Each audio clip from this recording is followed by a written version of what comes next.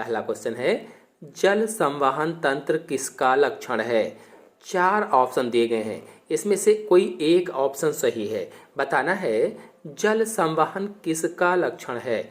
ये question TGT 2013 में पूछा गया था। इसका आंसर होगा सी, इकाइनोडर्म्स जो होते हैं, इकाइनोडर्मेटा संघ के जो जंतु हैं उनमें जल संवहन तंत्र पाया जाता है। आपको बताते चलें कि जल संवहन तंत्र अथवा वाटर वेस्कुलर सिस्टम, अंग्रेजी में इसे वाटर वेस्कुलर सिस्टम कहा जाता है, इसकी उपस्थिति इकाइनोडर्मेटा संघ के जंतुओं का विशिष्ट लक्षण होता है और इस तंत्र से संबंधित मैड्रीपोराइट द्वारा जल प्रवेश करता है।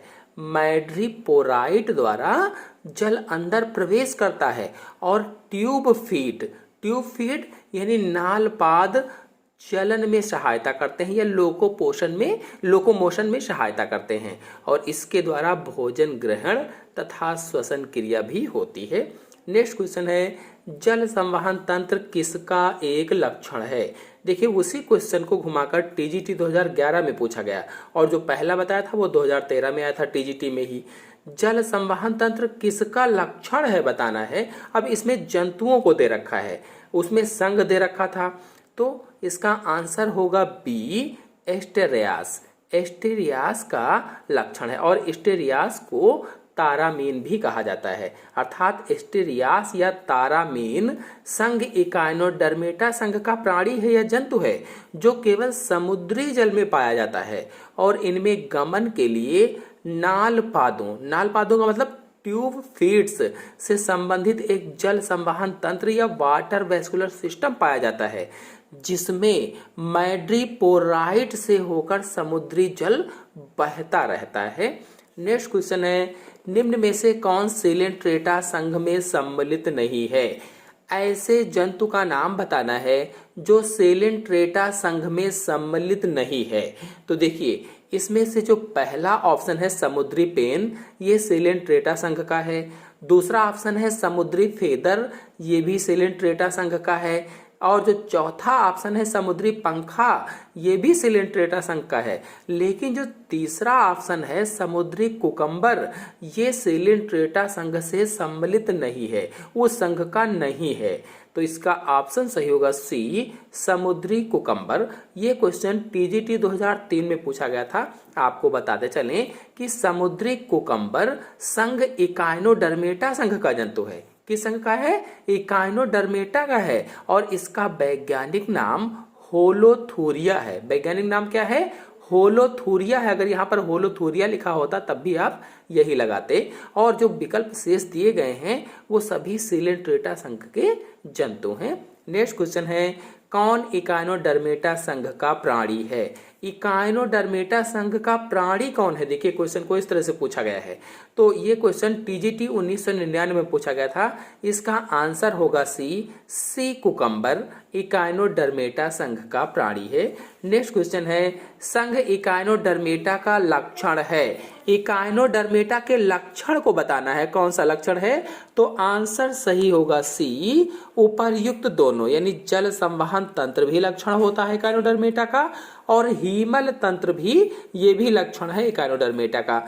पीजीटी 2013 में क्वेश्चन पूछा गया था। आपको बताते चलें कि इकाइनोडर्मेटा संघ के जंतुओं में जल संवहन तंत्र, हीमल तंत्र और पेरी हीमल तंत्र विशिष्ट लक्षण होते हैं ये। और इन तंत्रों का निर्माण इनकी वास्तविक सीलोम गुहा से होता है। ये तंत्र कहाँ से बनते हैं? इनकी वास्तविक सीलोम गुहा से बनते हैं। और हीमल तथा पेरी हीमल तंत्र रुधिर परिसंचरण तंत्र या ब्लड सर्कुलेशन का कार्य करते हैं। और जो जल संवहन तंत्र है ये चलन या लोकोमोशन, भोजन पकड़ने और श्वसन में सहायता करता है। नेक्स्ट क्वेश्चन है, एक जंतु जिसमें वयस्क अरीय सममित दिखाता है पर इसका लार्वा द्विपार्श्व सममित प्रदर्शित करता है, यानी कौन सा इसमें ऑप्शन सही होगा? पीजीटी 2011 में क्वेश्चन पूछा गया था। इसका आंसर सही होगा सी, एस्टेरियस। एस्टेरियस को तारामीन भी कहा जाता है, मैंने आपको बताया था। और संघ इकाइनोडर्मेटा का जंतु है। और संघ इकाइनोडर्मेटा के जंतुओं में लार्वा अवस्था में द्विपार्श्व सममिति होती है, लेकिन वयस्क अवस्था में अरीय या रेडियल सिमेट्री पाई जाती है। नेक्स्ट क्वेश्चन है, वर्ग वाइवाल्विया को फिर खाली स्थान है भी कहते हैं, यानी वाइवाल्विया को क्या कहा जाता है, दूसरा नाम इसका क्या है? पीजीटी 2011 में क्वेश्चन पूछा गया था। इसका आंसर होगा सी, पैलिसिपोडा। पैलिसिपोडा भी वाइवाल्विया को कहा जाता है। नेक्स्ट क्वेश्चन है, इकाइनोकोकस ग्रेनुलोसस का प्राथमिक पोषक है भेड़, कुत्ता, मनुष्य, सुअर। पीजीटी 2013 में क्वेश्चन पूछा गया था। इसका आंसर बताना है कि इकाइनोकोकस ग्रेनुलोसस का प्राथमिक पोषक क्या है। आंसर सही होगा बी, कुत्ता प्राथमिक पोषक होता है। और आपको बता दें कि इकाइनोकोकस ग्रेनुलोसस एक परजीवी जंतु है। कैसा है? परजीवी जंतु है। और यह कुत्तों, बिल्लियों, लोमड़ियों आदि की आंत में परजीवी के रूप में रहता है, और जो कि इनका प्राथमिक पोषक होता है, यानी होस्ट क्या है? प्राथमिक होता है। कभी कभी मनुष्य भी इनका पोषक हो जाता है। नेक्स्ट क्वेश्चन है, अरस्तु की लालटेन किससे संबंधित है? 4 ऑप्शन दिए गए हैं, आपको बताना है कि अरस्तु की लालटेन किससे संबंधित है। ऑप्शन सही होगा इसमें बी, चबाने के लिए, यानी चबाने से संबंधित है। आपको बताते चलें कि अरस्तु की लालटेन संघ इकाइनोडर्मेटा के वर्ग इकाइनाडिया के जंतुओं, कौन कौन से जंतुओं, जैसे समुद्री जो अर्चिन होता है जिसको इकाइनस बोला जाता है, इसमें पाई जाती है। और वास्तव में ये होता क्या है? तो ये चबाने का अंग होता है, और ये चलने में भी सहायता करता है। चबाने का अंग है, चलने में भी सहायता करता है। और इसका आकार ग्रीक के प्राचीन समुद्री जहाजों की लालटेन से मिलता है। ये आकार में कैसे है? जो ग्रीक के समुद्री प्राचीन जहाज थे उसकी लालटेन से मिलता है, इसीलिए इसे लालटेन भी कहा जाता है, यानी अरस्तु की लालटेन भी कहते हैं। नेक्स्ट क्वेश्चन है, अरस्तु लालटेन पाया जाता है। देखिए उसी क्वेश्चन को घुमाकर टीजीटी 2009 में पूछा गया।